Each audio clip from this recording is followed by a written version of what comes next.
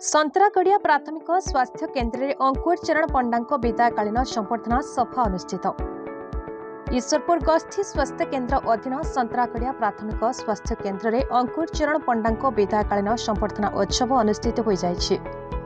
ईश्वर गस्थी स्वास्थ्य केन्द्र डाक्तर कैलाश चंद्र बेहेरा सभापतित्व अनुष्ठित यह संबर्धना सभा doctor Debi Prasanna Panda, Ayush doctor Kishore Kumar Pradhan, pharmacist Subhashree Ghade, जन्म मृत्यु पंजीकरण officer Harishchandra Swain, lab technician Itishree Panda, जगगुरु Elina Mishra, peon Benudhar Samal, sweeper Radhakanta Panigrahi, security guard Anuj Kumar दासंक समेत 108 कर्मचारी उपस्थित अनुष्ठित संबर्धना श्री पंडा चाकरी काल कर्ममय निष्ठापर और समयानुवर्तिता जीवन पर समस्ते तांको भूरी भूरी प्रशंसा अर्पण करने सहित अवसर उपरांत जीवन सुस्थ निरोग एवं दीर्घायु हेउ बोली कामना करथिले।